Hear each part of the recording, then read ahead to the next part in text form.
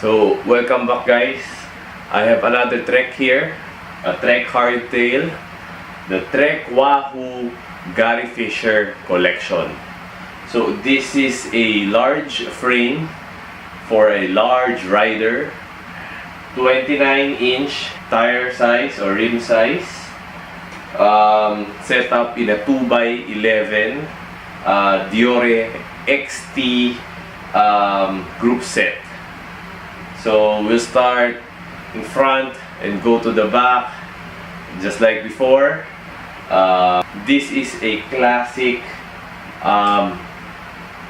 frame already, as this is a 2013 model. So the fork is a SR Suntour Epixon Stealth matte black 29er and 120 millimeter of travel. So this has the option of course lock and open and lock option. So there you have it, the open and lock lever or switch. Of course this is a air fork kind of fork. So the rims are a Core Realm 3.0, both for front and back. So the same.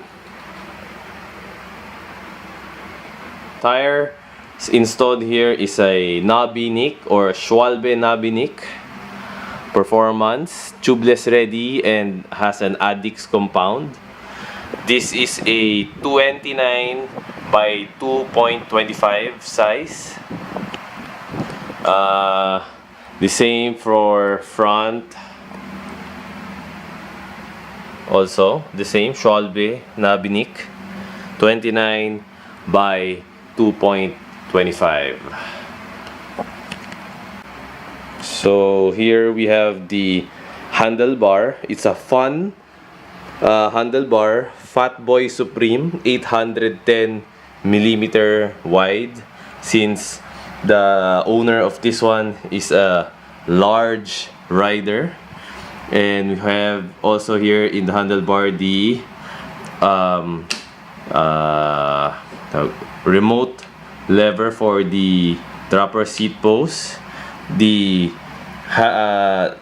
brake lever Deore XT, a shifter, front derailleur shifter, 2x of course, also XT, and the right brake lever Deore XT, and of course the rear shifter lever for the 11 speed. The stem is a Bontrager stem. The grip installed here is a ESI foam grip.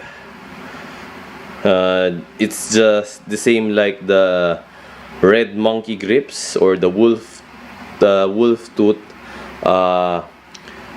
grips, only thinner.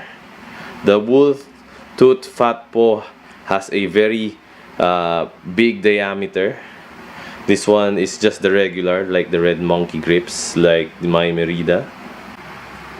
Here we have the Garyfisher logo.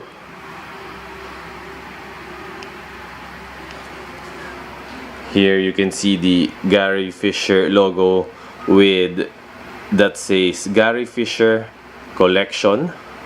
So I'll say this is a classic frame bike already, 2013. The dropper seat post here is a KS ETEN external dropper seat post. The saddle is a Selle Italia saddle, Q-Bik model, and a little sensation for the riders pleasure here, the hole. We have the side entry Zefal bottle cage. So at the front derailleur, we have the Deore XT 2-speed front. So this is a 36 by N26 chainring. The crank arm length is 175 crank arm length. The cleat pedal or the clipless pedal is a CrankBrothers Mallet, color black.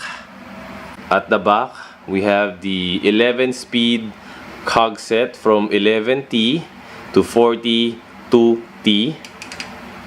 If I'm not mistaken, this is a 42T. Yes, this is a 42T with a rear derailleur,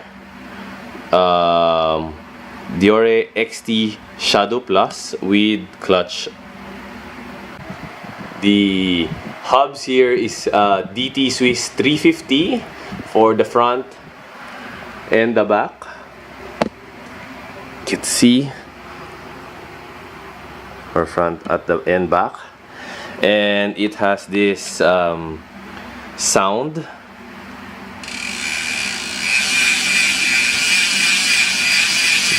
What we call the tunog mayaman sound.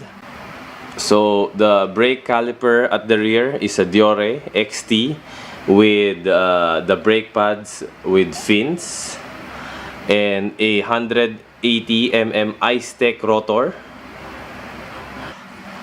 The same in front, Shimano XT Deore, 180mm diameter rotor.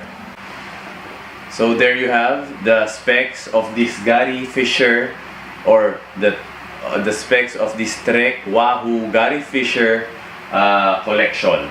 So I know for a fact that garyfisher does not design bikes for Trek anymore.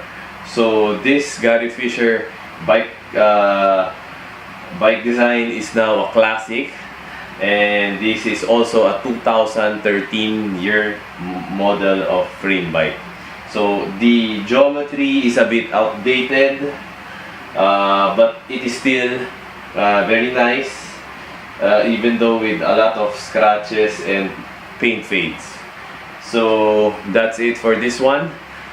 Please like, comment, share, and subscribe to my channel so I can make more bike checks. So I'll see you on my next bike check.